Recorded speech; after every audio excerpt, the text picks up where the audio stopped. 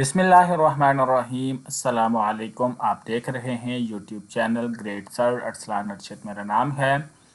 और क्लास 9 मुताले पाकिस्तान का जो चैप्टर नंबर 3 है जिसका नाम है पाकिस्तानी सरजमीन और माहौल, उसकी कंप्लीट एक्सरसाइज का सलूशन आप लोगों के लिए आज की इस वीडियो में लेकर आया हूँ। तो बिना अपने टाइम को ज़ाया किए सीधा हम चले जाते हैं एक्सरसाइज के ऊपर, जो कि पेज नंबर 23 से 24 पर वाक़या है। यहाँ पर जनाब आप लोग बच्चे भी अपनी बुक्स निकाल लें या नोट बुक ले लें ताकि आप लोग साथ साथ निशान लगा सकें। एमसीक्यूज़ का सलूशन आप लोगों को देने लगा हूँ। सबसे पहला एमसीक्यूज़ ये है कि डेविड लाइन की लंबाई डैश किलोमीटर है, 2250 किलोमीटर है, 2250 किलोमीटर है। सिब्बी और डैश का शुमार दुनिया के गर्म तरीन इलाकों में होता है, तो इसका दुरुस्त जवाब है जैकब आबाद। तीसरे एमसीक्यूज़ का है जी हाँ, मरी और हज़ारा की पहाड़ियाँ डैश के सिलसिले को का हिस्सा हैं, पीर पंजाल के सिलसिले को का हिस्सा हैं। चौथा एमसीक्यूज़ है केटू दुनिया की डैश बुलंद तरीन चोटी है, दूसरी बुलंद तरीन चोटी है। पांचवा एमसीक्यूज़ है जी डैश की पहाड़ियाँ पाकिस्तान और अफ़गानिस्तान के दरमियान फसील बनाती हैं, सफ़ेद को की जो पहाड़ियाँ हैं वो बनाती हैं। इसके बाद अगला जो एमसीक्यूज़ है मैं इसको बड़ा कर देता हूँ ताकि आप लोगों को ये ज़रा क्लैरिटी से नज़र आए जी। अगला एमसीक्यूज़ है कि थल सहरा पाकिस्तान के डैश सूबे में वाक़या है, पंजाब में वाक़या है। सातवां एमसीक्यूज़ है पाकिस्तान और चीन की सरहद डैश किलोमीटर लंबी है, 592 किलोमीटर इसकी लेंथ है। अगला एमसीक्यूज़ है पाकिस्तान का रकबा डैश मुरबा किलोमीटर है, 7,96,096 मुरबा किलोमीटर, इंग्लिश में अगर कहेंगे तो 7,9696 स्क्वायर किलोमीटर है। इसके बाद 9वें एमसीक्यूज़ की बात करें तो दरियाए सिंध झील डैश से शुरू होता है, झील मंसरूर से शुरू होता है। 10वें एमसीक्यूज़ की बात करें तो सेक्सर के नज़दीक सॉल्ट रेंच का एक मुकाम सतह समुंदर से डैश मीटर बुलंद है, 1525 मीटर, इंग्लिश में 1525। इसके बाद अगले एमसीक्यूज़ की बात करें तो बाग़ मुस्लिम और ज़ियारत की पहाड़ियाँ सतह मुर्तफ़ा से डैश में वाक़या हैं, बलूचिस्तान में वाक़या हैं। पाकिस्तान में सिर्फ डैश फ़ीसद रकबे पर जंगलात हैं, 4% 4% जो एरिया है उस पर जो है वो जंगलात हैं। इसके बाद अगले एमसीक्यूज़ की बात करें तो दुनिया का सिर्फ एक बर-ए-आज़म यानी डैश सहरा ज़दगी से महफूज है, अंटार्कटिका। सहरा ज़दगी जो समुद्र के साथ किनारे पे जो रेत नहीं होती वो उस तरह की मतलब सरजमीन नहीं है। इसके बाद अगले एमसीक्यूज़ की बात करें तो पाकिस्तान की साहिली पट्टी डैश किलोमीटर तवील है, 700 किलोमीटर तवील है। अगला एमसीक्यूज़ है कि पाकिस्तान का कौमी परिंदा कौन सा है, चकोर पाकिस्तान का कौमी परिंदा है। तो इसके साथ जो पहला सेशन है मारूज़े सेशन है, एमसीक्यू सेशन है, वो कंप्लीट हुआ। मैंने आपको सारे सवालों के दुरुस्त जवाबात लगवा दिए। अब हम जल्दी से अपने शॉर्ट क्वेश्चंस मुख्तसर सवालात के जवाबात देख लेते हैं। पहला जो सवाल है वो ये है कि पाकिस्तान का मुहल्ले वकूअ बयान कीजिए। पेज नंबर 1 पर आप लोग आ जाएंगे। मेरा पेज नंबर 1 है, आपका कौन सा वो आपको बता देता हूँ।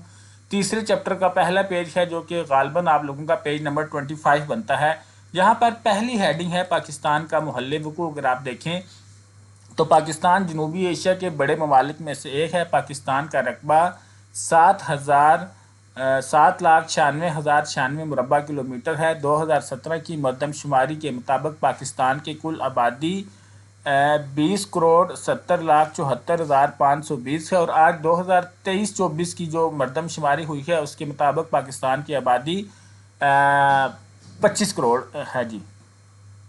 अच्छा, पाकिस्तान 4 सूबों पंजाब, सिंध, खैबर पख्तूनख्वा और बलूचिस्तान पर मुश्तमिल है। एक वफाक भी है। इसके अलावा गिलगित बल्तिस्तान, फाटा और इस्लामाबाद का वफाकी इलाका, आज़ाद जम्मू कश्मीर के इलाके भी पाकिस्तान के इलाके में शामिल हैं। वफाकी दारुल हुकूमत इस्लामाबाद है जिसका शुमार दुनिया के जदीद तरीन दारुल हुकूमतों में होता है।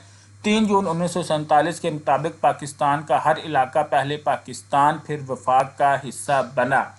ठीक है जी, तो ये मोहल्ले वकूफ़ है, आप लोगों ने याद कर लेना है। और अगर हो सके तो ये चीज़ भी एडिशन कीजिएगा, नहीं करते तो कोई बात नहीं कि पाकिस्तान 23.45 درجے سے 37.5 درجے شمالی عرض بلد اور 60.50 درجے سے 77.50 درجے مشرقی طول بل کے درمیان واقع ہے۔ پاکستان کی سرزمین شمال سے جنوب تک 16 کلومیٹر لمبی اور مشرق سے مغرب تک تقریباً 850 کلومیٹر چوڑائی میں پھیلی ہوئی ہے۔ یہ آپشنل ہے، نہیں سمجھ آتی تو مت کریں۔ تو کوشچن نمبر 1 کا سلوشن میں نے آپ کو دے دیا۔ پھر سے چلتے ہیں اپنے شارٹ کوشچنز کی طرف اور دیکھتے ہیں دوسرا سوال کون سا ہے۔ دوسرا سوال ہے جی، موسمی تبدیلی کیوں آتی ہے؟ موسم کیوں چینج ہوتے ہیں؟ پیج نمبر 4 پر اس کا جواب ہے۔ یہاں پر اگر بات کریں تو جی مندرجہ العوامل، یہ دیکھیں یہاں پر لکھا ہوا ہے کہ مندرجہ العوامل آب و ہوا اور موسمی تبدیلی کا باعث بنتے ہیں۔ سب سے پہلے کسی بھی ملک کا جو محل وقوع ہے اس کی وجہ سے موسموں میں تبدیلی آتی ہے۔ دوسرا، سطح سمندر سے بلندی کی وجہ سے جو ہے وہ موسم میں تبدیلی آتی ہے۔ تیسرا آپشن ہے ہوا، یعنی کہ درجہ حرارت، ہوا کا دباؤ، ہواؤں کا رخ، سائیکلون وغیرہ، اس کی وجہ سے بھی موسم میں تبدیلی آتی ہے۔ اور چوتھی اور آخری بات یہ ہے کہ دریاؤں، آبی گزرگاہوں کا رخ، جنگلات، مٹی، قشراز، زمین کی بالائی سطح کی خصوصیات، آبادی کی گنجانی، صنعتی علاقے، شہری منصوبہ بندی، توانائی کے استعمال کے بارے میں لوگوں کا طرز عمل، اس سے بھی موسم میں کافی تبدیلی آتی ہے۔ تو یہ ہے جناب آپ کے دوسرے سوال کا جواب ایکسرسائز پر۔ اچھا، آپ کا یہ پیج نمبر 28 ہوگا، میرا 4 تھا، آپ کا پیج نمبر 28 ہوگا۔ اس کے بعد پھر چلتے ہیں اور دیکھتے ہیں کہ ہمارا تیسرا سوال کون سا ہے۔ تیسرا سوال یہ ہے کہ درجہ حرارت کے اعتبار سے پاکستان کے 4 خطوں کے نام لکھیے۔ پھر میں اپنے پیج نمبر 4 پر اور آپ کا پیج نمبر 28 پر چلے جاتے ہیں۔ وہ کون سے 4 خطے ہیں جی؟ اچھا، اس میں جو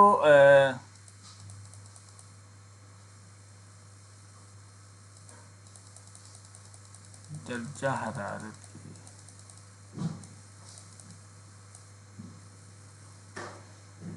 ٹھیک ہے جی، آب و ہوا کے لحاظ سے پاکستان کے خطوں کی تقسیم، ٹھیک ہے جی۔ جہاں پر ہے جی نیم ہاری پہاڑی آب و ہوا کا خطہ، نیم ہاری بری سطح مرتفع آب و ہوا کا خطہ، یہ 2 طرح کی تقسیم ہے۔ دیکھوں کوئی اور آپشن تو اس میں نہیں ہے۔ اچھا، اس میں تیسرا آپشن ہے نیم ہاری بری میدانی آب و ہوا کا خطہ، اور چوتھا اس کا آپشن ہے نیم ہاری ساحلی آب و ہوا کا خطہ۔ تو یہ 4 آپشنز آپ نے اس سوال کے جواب میں لکھ دینے ہیں۔ اس کے بعد ہم پھر سے چلتے ہیں اپنے جو ہے وہ ایکسرسائز کی طرف اور اگلے سوال کا جواب جاننے کی کوشش کرتے ہیں۔ جہاں پر اگلا سوال ہے پاکستان کے 3 اہم گلیشیئرز کے نام لکھیے۔ تو پیج نمبر 5 پر یہ سوال مجھے نظر آ رہا تھا، نیچے لے کر چلتا ہوں اور گلیشیئرز کے بارے میں آپ کو بتاتا ہوں۔ اچھا، میرا جو پیج نمبر ہے وہ آلموسٹ 6 بن رہا ہے، آپ لوگوں کا جو ہے وہ پیج نمبر 30 بن رہا ہے۔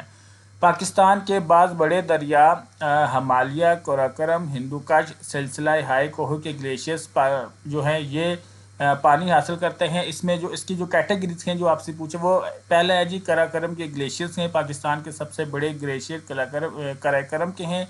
اچھا، اس کے علاوہ اس دریا سے شیوک نکلتا ہے۔ باقی چھوڑیں تفصیل کو آپ لوگ، اس کے بعد آگے آئیں تو ہمارے پاس اور کون سے گلیشیئرز ہیں وہ بھی دیکھ لیتے ہیں۔ اس کے بعد ہندوکش کے گلیشیئرز ہیں، ہمالیہ کے گلیشیئرز ہیں، ٹھیک ہے۔ اگر دل مانے تو ان کو ایک ایک لائن میں ڈیفائن کر دیجیے گا۔ ہندوکش کے گلیشیئرز کی بات کریں تو درائے کونٹر، ترچ، میر، رچ اور ہندوکش سلسلے کے دیگر گلیشیئر سے پانی حاصل کرتا ہے۔ ہمالیہ کے گلیشیئرز کی بات کریں تو ہمالیہ سلسلے کا گلیشیئر جنوبی روپال دریائے استور اور شمالی روپال دریائے سندھ کو پانی فراہم کرتا ہے۔ دل مانے تو یہ لکھ دیجیے گا، لکھیں گے تو اچھی بات ہے، نمبر پورے مل جائیں گے۔ ایگزامنر کے پاس کوئی آپشن نہیں ہوگا کہ آپ کے سوال کے نمبر کاٹے۔ اس کے بعد پھر ہم اپنی ایکسرسائز پر چلے جاتے ہیں اور اگلا سوال دیکھ لیتے ہیں۔ پاکستان کے صحرائی علاقوں کی خصوصیات مختصراً تحریر کریں۔ میرا پیج نمبر 12 ہے، آپ کا کون سا ہے ابھی اس پیج پر جا کر بتاتا ہوں۔ پاکستان کے صحرائی علاقوں کی خصوصیات بیان کرتے ہیں۔ سوال آگے پیچھے ہو گیا، کوئی بات نہیں، صحرائی علاقوں کے بارے میں اب آپ کو بتا دیتا ہوں۔ 12 پہ آ گئے ہیں اور پاکستان کے یہ ہیں جی پاکستان میں 4 اہم صحرائی علاقے ہیں۔ سب سے پہلے اگر ہم بات کریں تو تھل کا علاقہ ہے، جس میں ضلع میاں والی، بکھر، خوشاب، لئی اور مظفر گڑھ کے وسیع و عریض علاقوں میں پھیلا ہوا سندھ ساگر دو آب کا علاقہ تل کہلاتا ہے۔ اس کے بعد آگے اگر چلیں تو یہاں پر ہمارے پاس جو دوسرا آ رہا ہے وہ ہے جی چولستان کا علاقہ۔ چولستان کے علاقے کی بات کریں تو بہاولپور، بہاول نگر، رحیم یار خان کے اضلاع میں واقع وسیع صحرا علاقہ چولستان کہلاتا ہے۔ اس کے آگے اگر بات کریں تو نارا اور تھر پارکر کے صحرا سندھ میں ضلع خیرپور کی جنوبی سرحد پر واقع صحرائی علاقہ نارا کہلاتا ہے۔ اچھا، اور آگے چلیں تو خاران کا صحرا۔ خاران کا صحرا صوبہ بلوچستان میں راسکو اور سہیان کی پہاڑیوں کے درمیان واقع ہے۔ تو یہ چار ایک ایک لائن کے جواب ہیں۔ پاکستان کے ساحلی علاقے، یہ ہے جی آپ لوگوں کا پیج نمبر ہوگا 37، میرا پیج نمبر جو ہے وہ 13 ہے۔ اب ساحلی علاقوں کی کیا خصوصیات ہیں؟ پاکستان کا سمندری ساحل 700 کلومیٹر طویل ہے۔ مشرق میں پاکستان سے شروع ہو کر مغرب نے جیوانی تک کا 500 کلومیٹر کا حصہ ساحل مکران کہلاتا ہے۔ اس ساحل کا بیشتر حصہ بالکل سیدھا ہے۔ اس کا تسلسل چند مقامات پر ٹوٹتا ہے۔ وہ مقامات سومنیانی اور ماڑا، گوادر اور پسنی کے قریب ہیں۔ اس کے علاوہ یہاں پر آپ لوگوں نے ایک دو لائنیں اور بھی لکھنی ہیں، وہ بھی میں آپ کو بتا دیتا ہوں، وہ بھی ذرا لکھ دیں گے تو ذرا کام اچھا ہو جائے گا۔ اس کے علاوہ جی آپ اگر دیکھیں تو میں یہاں پر یہ نشان لگا لیں، یہ دیکھیں اس کے علاوہ ساحل مکران کے علاوہ یہ کلفٹن، منوڑا، ہاکس بے، راس ملان، اوماڑا، گوادر اور جیوانی، یہ بھی آپ لوگ یہاں پر لکھ دیجیے گا۔ اگر نہیں لکھنا چاہتے تو یہاں تک یہ اس کا جواب کافی ہے۔ اچھا، اس کے بعد پھر ہم جاتے ہیں ایکسرسائز پر اور اگلا کوشچن دیکھنے کی کوشش کرتے ہیں اور اس کا جواب بھی اسی بک سے آپ کو بتاتے ہیں۔ اگلا جو سوال ہے وہ یہ ہے کہ پاکستان کے ساحلی علاقے، اچھا پاکستان کے ساحلی علاقے میں نے پہلے پڑھ دیا، اب ہم پاکستان ہیں اپنے کوشچن نمبر 7 کی طرف کہ ہمالیہ کی 4 ذیلی سلسلوں کے نام تحریر کریں۔ ہمالیہ وہ پہاڑی ہے، اس کے 4 سلسلے کون سے ہیں؟ پیج نمبر 14 پر چلتے ہیں اور وہاں سے پوچھ لیتے ہیں کہ ہمالیہ کے جو سلسلے ہیں وہ کون کون سے ہیں۔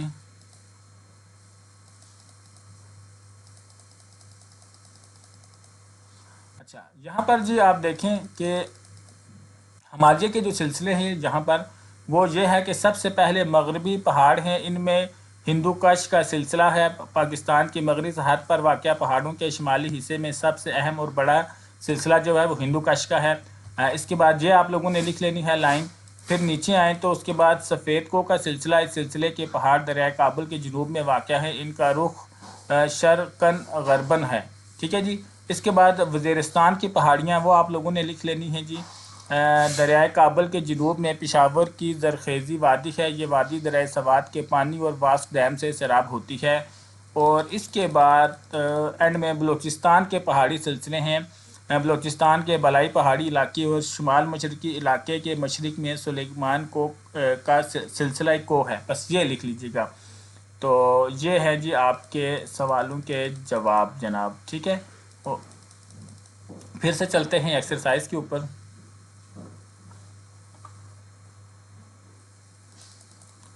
اچھا، اس کے بعد جو ہے وہ ہمارا جو 8واں نمبر کا جو سوال ہے یہ بہت امپورٹنٹ ہے، یہ لانگ میں بھی آ جاتا ہے، آپ نے اس پورے ٹاپک کو لازمی پڑھ کے جانا ہے۔ پیج نمبر 17 پہ ہے کہ گلوبل وارمنگ سے کیا مراد ہے۔ پیج نمبر 17 پر آپ کو لے کے چلتا ہوں اور بتاتا ہوں کہ گلوبل وارمنگ جو ہے وہ اس کے بارے میں کیا ہے۔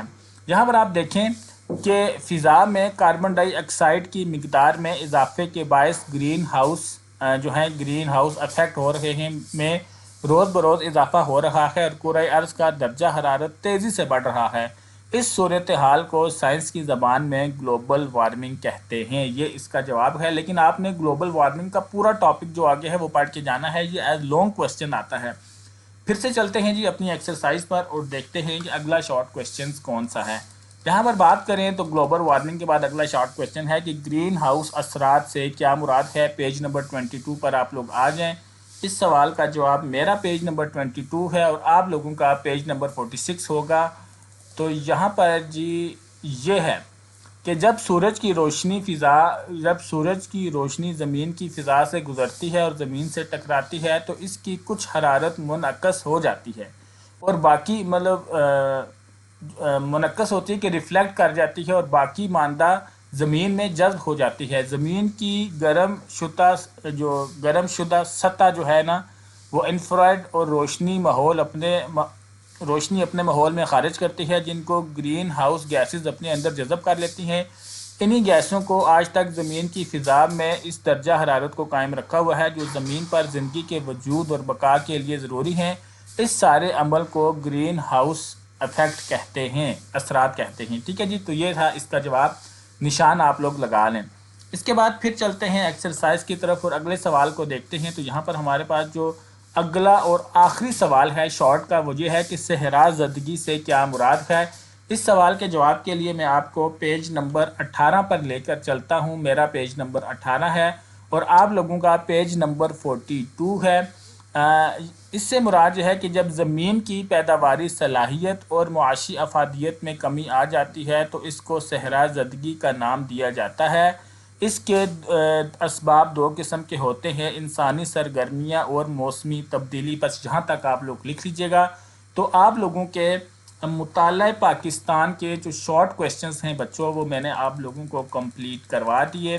اب ہم چلتے ہیں چیپٹر نمبر 3 کے جو لانگ کویسچنز ہیں اس کی طرف. اس میں سب سے پہلا سوال جو آپ سے پوچھا جا رہا ہے وہ یہ ہے کہ سطح مرتفع پوٹوہار اور سطح مرتفع بلوچستان پر نوٹ لکھیں. پیج نمبر میرا 15 ہے، آپ لوگوں کا کون سا ہوگا ابھی بتاتا ہوں. آپ لوگوں کا پیج نمبر 39 ہوگا. یہاں پر آپ دیکھیں سطح مرتفع پوٹوہار کا ٹاپک ہے، ایز اٹ از پورا آپ لوگوں نے لکھ دینا ہے. تھوڑا سا میں آپ کو ریڈنگ کر دیتا ہوں تاکہ آپ کو اس کی سمجھ آ جائے. سطح مرتفع ایسی زمین کو کہتے ہیں جو گرد و پیش زمین کے مقابلے میں بلند ہو لیکن قریب قریب ہموار سطح رکھتی ہو، یعنی چھوٹی چھوٹی پہاڑیاں، زیادہ بڑے پہاڑ نہ ہوں. اس کے کم سے کم ایک طرف نہایت تیزی سے نیچے اترنے والی ڈھلوان ہو. پاکستان کا خاصا وسیع علاقہ سطوح مرتفع پر مشتمل ہے. سطح مرتفع پوٹوہار کے مشرق میں دریائے جہلم اور مغرب میں دریائے سندھ بہتے ہیں. اس کی جنوبی سرحد پر کوہستان نمک سالٹ رینج واقع ہے. شمال میں یہ سطح مرتفع ہزارہ کی پہاڑیوں، کالا چٹا سلسلہ کو کی شمالی ڈھلانوں اور مرگلہ کی پہاڑیوں تک وسیع ہے. راولپنڈی اسلام آباد کا جتنا بھی علاقہ ہے وہ سطح مرتفع پوٹوہار میں آتا ہے، جس میں چھوٹی چھوٹی آپ دیکھیں گے ایک دم چڑھائی آ جائے گی پھر اترائی آ جائے گی، تو یہ سطح مرتفع پوٹوہار کی نشانی ہے.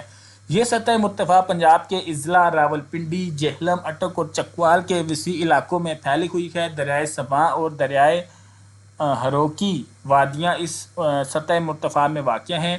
سطح مرتفع کی سطح سمندر سے بلندی 300 میٹر سے 600 میٹر تک ہے. سطح مرتفع پوٹوہار زرعی پیداوار کے لحاظ سے کمزور ہے لیکن معدنی دولت سے مالا مال ہے. پورا ٹاپک میں اس لیے پڑھ رہا ہوں کہ آپ کی مرضی ہے کہ آپ کس ہیڈنگز کے اندر کتنی لائنیں لکھتے ہیں. سمجھ آپ کو پورا ٹاپک آنا چاہیے، آپ کی کیپیسٹی پہ ڈیپینڈ کرتا ہے. ٹھیک ہے، حالانکہ اردو ہے، یہ سارے بچوں کو آتی ہے، لیکن پھر بھی آپ لوگوں کی سہولت کے لیے میں آپ لوگوں کو پڑھ کے بتا رہا ہوں. تو یہاں پر جناب ہمارے پاس سطح مرتفع پوٹوہار کا ٹاپک ختم ہو گیا. اب ہم سطح جو ہے وہ بلوچستان کا ٹاپک میں آپ کو پڑھ کے بتاتا ہوں. سطح مرتفع بلوچستان. سطح مرتفع بلوچستان بہت وسیع ہے. سطح زمین سے اس کی اوسط بلندی 650 میٹر سے 900 میٹر تک ہے. یہ سطح مرتفع کیتھر کے سلسلہ ہائی کو کے درمیان واقع ہے. مسلم باغ اور زیارت کی پہاڑیاں سطح مرتفع بلوچستان میں واقع ہیں. اس علاقے کے مختلف حصوں کی طبی خصوصیات ایک دوسرے سے مختلف ہیں.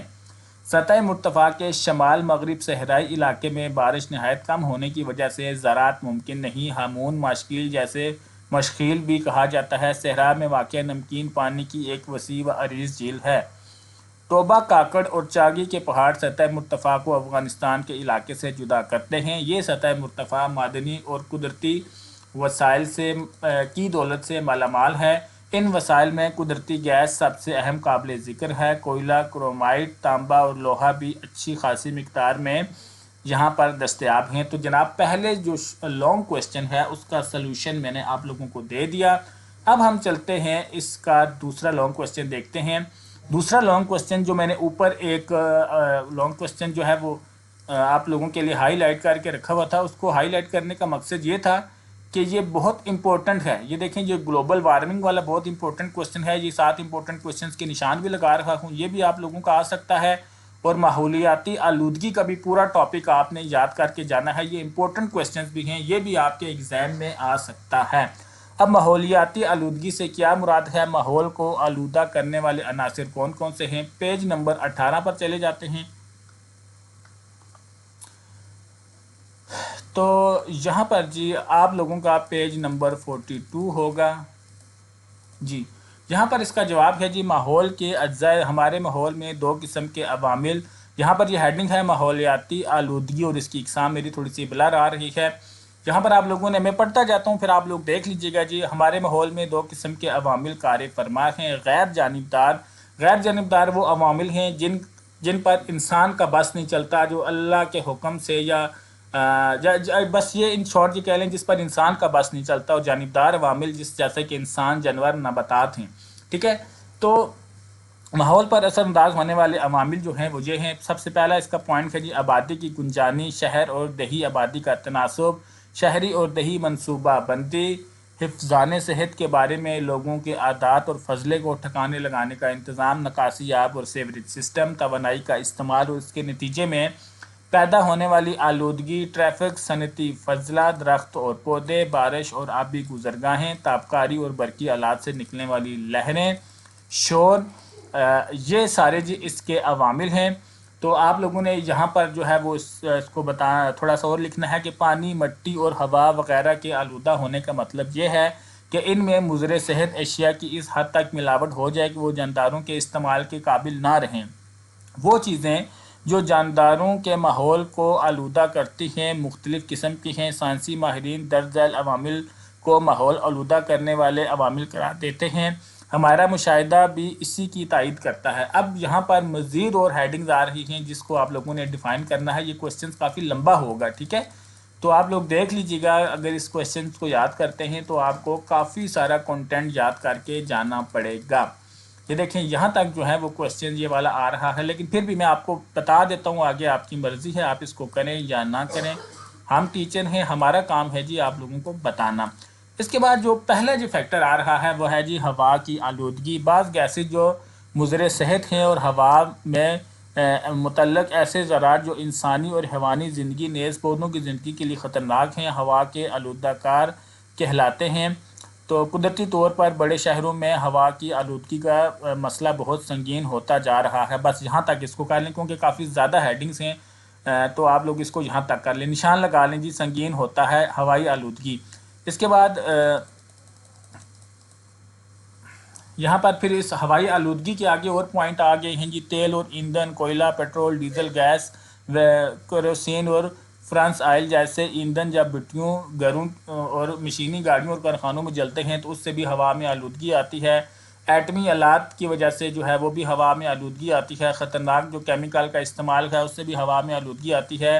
زیادہ طاقتور برقی رو والی تاروں سے بھی ہوا میں آلودگی آتی ہے. پولن الرجی جو ہے یعنی پھولوں کے ذرے بھی ہوا کو آلودہ کرتے ہیں. اس کے بعد اب بات کرتے ہیں جی پانی اور زیر زمین آلودگی کی. پہلے ہم نے ہوائی آلودگی آپ کو بتائی. پانی آلودگی کا دوسرا بڑا ذریعہ. پانی کی آلودگی کی 4 اقسام ہیں: جراثیمی آلودگی, نامیاتی آلودگی, غیر نامیاتی آلودگی. چوتھی کدھر ہے؟ اچھا, مٹی اور چٹانی مواد. تو جراثیمی آلودگی سے مراد یہ ہے کہ ہیپیٹائٹس اور دوسرے جراثیم جو ہیں وہ پانی میں آ جائیں. نامیاتی آلودگی سے مراد یہ ہے کہ سیوریج وغیرہ کا پانی اور کھادے شادے جو ہیں اگر یہ کسی صاف پانی سے مل جائیں تو وہ جو آلودہ ہوگا اس کو نامیاتی آلودگی کہیں گے. غیر نامیاتی آلودگی سے مراد یہ ہے کہ صنعتی کارخانوں کا زہریلا پانی جس میں آرسنک, سیسا, پوٹاشیم, فاسفورس اور ان جیسے سینکڑوں دوسرے زہریلے اجزاء شامل ہوتے ہیں. اور مٹی اور چٹانی مواد سے مراد یہ ہے کہ ایسا مواد جو زیر آب پودوں کو اگنے کے لیے جگہ فراہم کرتا ہے, انسانی استعمال کی صورت میں گروہوں کو متاثر کرتا ہے, فلٹر وغیرہ میں پھنس کر ان کو نکارہ بنا دیتا ہے. تو یہ جناب تھی پانی اور زمینی آلودگی. اس کے بعد آگے چلیں تو یہاں پر بہت ہی آگے چلا گیا ہے جی.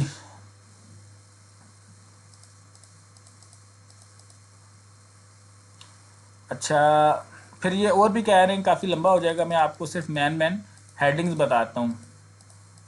اس کے بعد جی زمین اور مٹی کی آلودگی. زمین اور مٹی بہت طریقوں سے آلودہ ہو رہی ہے. کوڑا پلاسٹک پولیتھین بیگ سے ہو رہی ہے, ناقص شہری منصوبہ بندی اور لوگوں کے لیے غیر صحت مندانہ مہذب عادات ہیں۔ جنگل کا کاٹے جانا، پانی کے ذریعے زمین میں زہریلے کیمیکل مادوں مثلاً کھادوں، کیڑے مار دواؤں وغیرہ سے بھی یہ زمین آلودہ ہو رہی ہے۔ چراگاہوں میں جانوروں کی تباہی کی حد تک چرانا، اس سے بھی زمین جو ہے وہ آلودہ ہوتی ہے۔ پھر ماحولیاتی آلودگی کو دور کرنے کی تدابیر، یہ اگلا کوشچن ہے۔ تو یہاں تک آپ لوگ دیکھ لیجیے گا، میں نے جتنا کوشش کی آپ لوگوں کو سمجھا سکتا تھا میں نے سمجھایا۔ ویسے یہ کوشچن بڑا لمبا ہو جائے گا، اگر آپ اس میں جو ہے وہ اس کو لکھتے ہیں تو پھر آپ کو بہت زیادہ مواد لکھنا پڑے گا۔ اگر یہ اس کے متبادل کوئی اور آ جائے تو پھر کوشش کریے گا وہی لکھیے گا۔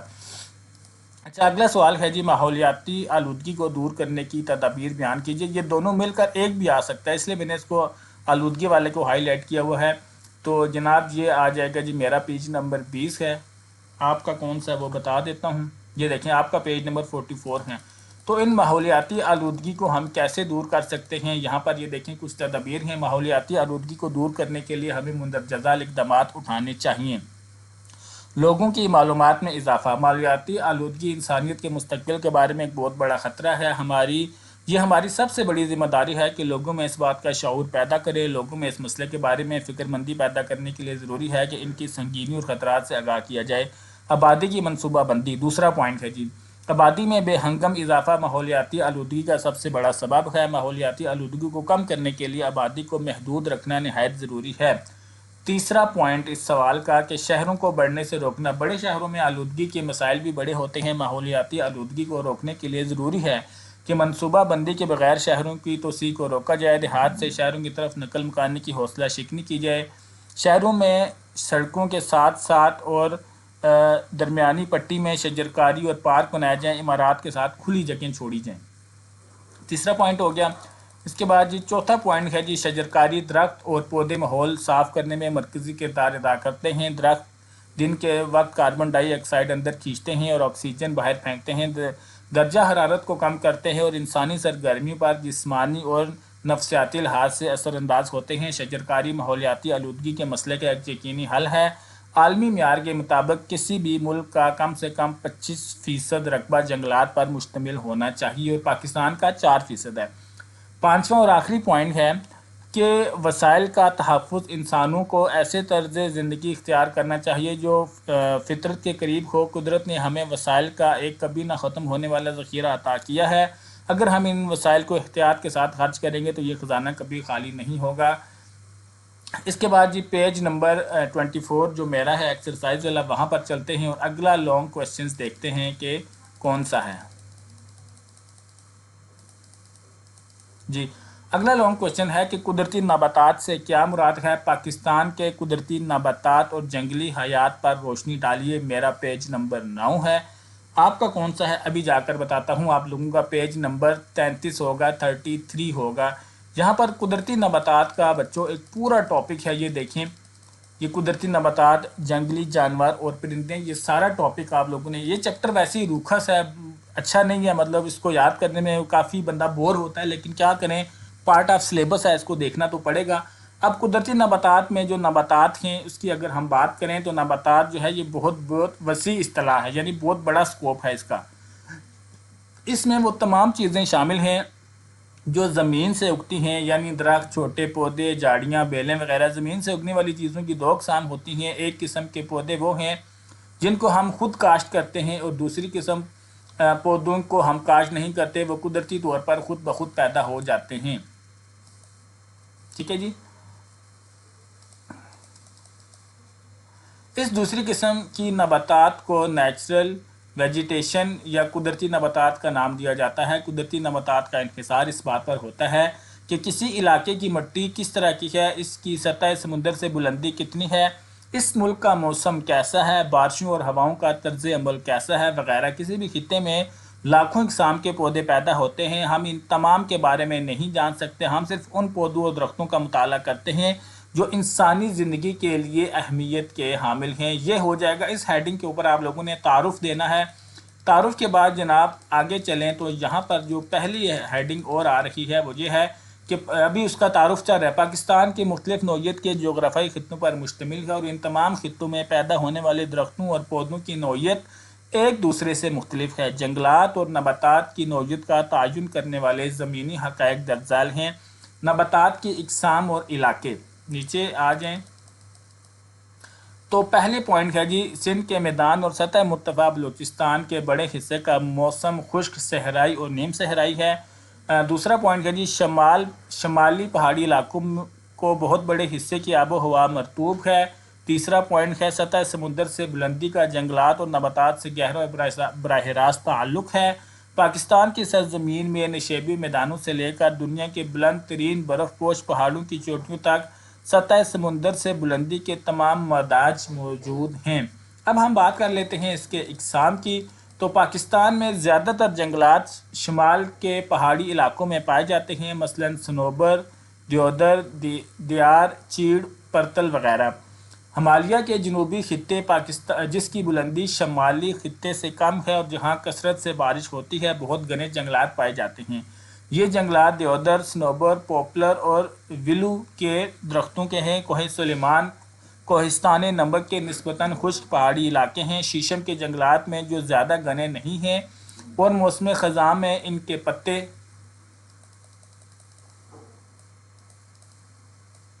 گر جاتے ہیں۔ خشک اور معتدل علاقوں میں پیدا ہونے والے پودوں میں جنگلی گھاس کی مختلف اقسام، پست قد جھاڑیاں اور چھوٹے قد کے پام شامل ہیں۔ یہ پودے سطح مرتفع بلوچستان کے بعض علاقوں میں کثرت سے پیدا ہوتے ہیں۔ خشک مغربی پہاڑوں میں جگہ جگہ صنوبر، جاؤ اور پستے کے درخت ملتے ہیں۔ بلوچستان زیارت کا علاقہ دنیا بھر میں صنوبر کے درختوں کے لیے مشہور ہے، جن کے بارے میں یہ خیال کیا جاتا ہے کہ وہ 5000 سال پرانے ہیں، لیکن یہ نہایت قیمتی درخت ہیں، کٹائی اور بیماری کی وجہ سے آہستہ آہستہ ناپید ہو رہے ہیں۔ دریائے سندھ کے میدان کی خاص چیز چھوٹے قد کے خاردار درخت ہیں۔ یہ درخت ایسے علاقے میں کثرت سے ملتے ہیں۔ ان کی خاص بات یہ ہے کہ 45 ڈگری سینٹی گریڈ تک درجہ حرارت میں زندہ رہ سکتے ہیں۔ دریائے سندھ کے سیلابی علاقے کے جنگلات خشک موسم میں اسی صورت میں زندہ رہ سکتے ہیں جب انہیں مونسون کے دنوں میں 6 ہفتے وافر پانی ملے۔ ساحلی علاقوں میں چرمنگ کے درختوں کی مختلف اقسام پیدا ہوتی ہیں۔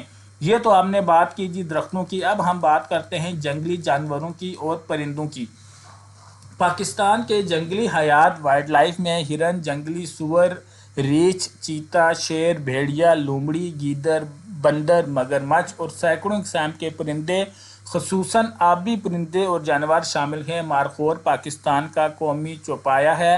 ساحل کے دلدلی علاقوں میں ممالیہ جانوروں کی بہت سی اقسام پائی جاتی ہیں، جن میں خاص قسم کے لدر، انڈس، ڈولفن، ماہی، خوربلی، ہوگ، ڈیر اور جنگلی سور شامل ہیں۔ نقل مکانی کے زمانے میں بہت سی اقسام کے کم سے کم 1 ملین آبی پرندے پاکستان کے ڈیلٹائی اور دلدلی علاقوں کی طرف آتے ہیں۔ پاکستان کے دریا اور ساحلی علاقے تازہ اور نمکین پانی میں پائے جانے والی مچھلیوں کی پرورش گاہ ہیں۔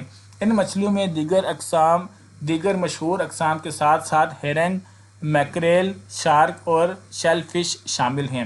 جنگلی جانوروں کے جو انواع خطرے کا شکار ہیں، ان میں برفانی چیتا، مارکو پولو نسل کی بھیڑ اور باراسنگا شامل ہیں، لیکن یہ انواع اب بھی ہمالیہ کے دور دراز علاقوں یا مصنوعی پناہ گاہوں میں دستیاب ہیں۔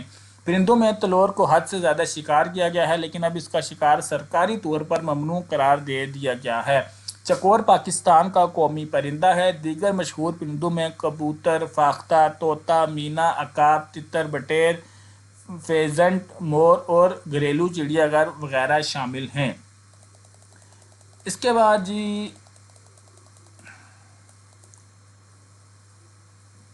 تو میرے خیال سے یہ اس کا جواب جو ہے وہ اتنا ہی تھا، کافی ہے۔ تو بچوں آپ لوگوں کو میں نے پڑھ کر سمجھا بھی دیا۔ اس کے بعد ہم چلتے ہیں ایکسرسائز کی طرف، اور اس چیپٹر نمبر 3 کا آخری لانگ کوسچن جو ہے وہ میں آپ لوگوں سے ڈسکس کرنے لگا ہوں۔ وہ یہ ہے کہ جنگلات کی اہمیت اور پاکستان میں جنگلات کی کمی کے اسباب بیان کیجیے۔ میرا پیج نمبر 17 ہے، آپ کا کون سا ہے ابھی آپ کو بتاتا ہوں جی۔ آپ لوگوں کا پیج نمبر 41 ہوگا، ٹھیک ہے جی۔ جنگلات کی اہمیت، جو جہاں پر یہ دیکھیں جنگلات کی کٹائی بھی لکھا ہوا ہے اور نیچے کوئی ایسی ہے جی۔ تو یہیں سے جی جنگلات کی کٹائی سے ہم اس کو جو یہ جو ٹاپک ہے اس کو ڈسکس کر لیتے ہیں۔ اوپر سے تو یہ ٹاپک نہیں شروع ہو رہا ہے، ذرا میں دیکھ لوں، تسلی کر لوں جی۔ نہیں، وہیں سے جنگلات کی کٹائی سے بچوں نشان لگا لیں آپ، ٹھیک ہے، نشان لگا لیں تاکہ یہاں سے جی شروع کرنا ہے جی، پیج نمبر 41 ہے، تیسری لائن ہے، جنگلات کی کٹائی، یہ آپ نے نہیں لکھنا ہے، یہاں سے شروع کرنا ہے۔ جنگلات کسی ملک کی معیشت کی تعمیر کرنے میں نہایت اہم کردار ادا کرتے ہیں۔ ان کی افادیت کے کئی پہلو ہیں۔ جنگلات زرعی زمین کو کٹاؤ سے روکتے ہیں۔ فرنیچر سازی میں استعمال ہونے والی سوجنٹی لکڑی پیداوار کا سب سے بڑا ذریعہ ہے۔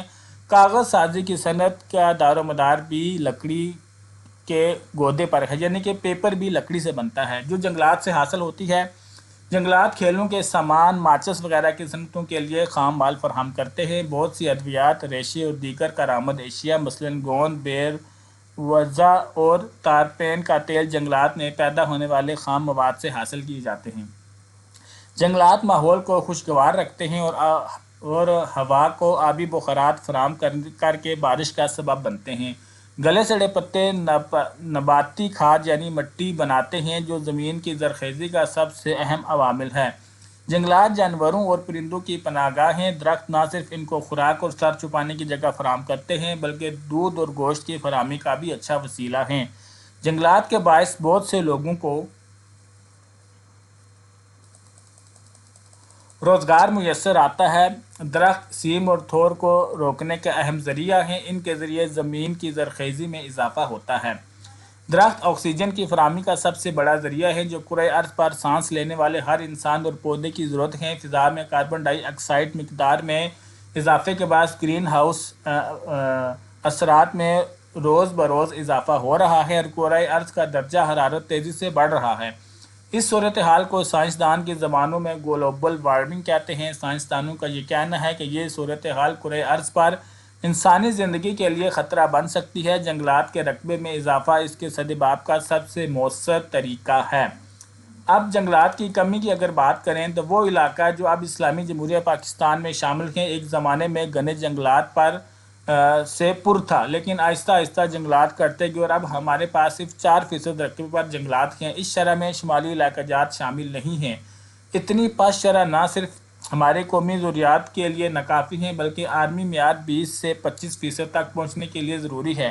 ہمیں اپنے جنگلات کے رقبے کو 5 گنا بڑھانا ہے۔ ہمارے ملک میں جنگلات کی کمی کے اسباب درج ذیل ہیں۔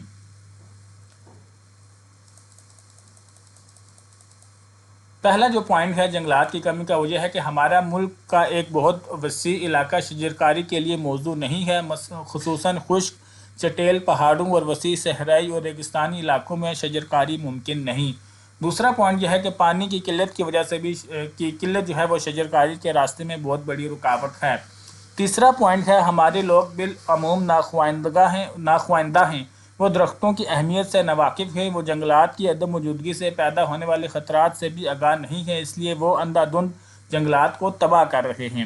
چوتھا پوائنٹ ہے کہ ملک کی تیزی سے بڑھتی ہوئی آبادی کو رہائش اور زراعت کے لیے جگہ مہیا کرنے کی غرض سے درخت تیزی سے کاٹے جا رہے ہیں لیکن ان کے متبادل شجرکاری نہیں کی جا رہی۔ بچوں سمجھ آ رہی ہے نا آپ کو؟ اس کے بعد اگلا پوائنٹ ہے جی، لکڑی کو بطور ایندھن استعمال کرنے کے لیے بھی کاٹا جاتا ہے لیکن نئے درخت نہیں لگائے جاتے۔ غربت کے باعث لکڑیاں کاٹ کر بیچنا ہی لوگوں کے لیے واحد ذریعہ معاش ہے۔ اور ساتواں اور آخری پوائنٹ ہے، لکڑی کی بہت بڑی مقدار تعمیراتی ساز و سامان، نیز ماچس، کاغذ اور دیگر صنعتوں میں استعمال ہوتی ہے۔ تو یہ تھا بچوں آپ لوگوں کا چیپٹر نمبر 3 جو کہ کلاس 9 کے بچوں کا ہے، فیڈرل بورڈ سلیبس میں پڑھایا جاتا ہے۔ میں امید کرتا ہوں کہ میں آپ لوگوں کو یہ پوری ایکسرسائز سمجھا پایا۔ وہ جو 2 کویشچنز میں نے گرین کلر کے ہائی لائٹ کیے تھے وہ امپورٹنٹ کویشچنز ہیں ماحولیاتی آلودگی اور گلوبل وارمنگ کا، ان کو آپ نے پورا یاد کر لینا ہے۔ ویڈیو اچھی لگی ہو تو لائک کر کے اس کا اظہار کر دیجیے گا۔ گریٹ سر چینل پر پہلی بار آئے ہیں تو اس طرح کی معلومات مستقبل میں لینے کے لیے چینل کو سبسکرائب کر دیں۔ آپ کی قیمتی وقت کا بہت شکریہ۔ اپنا خیال رکھیے گا۔ اللہ حافظ۔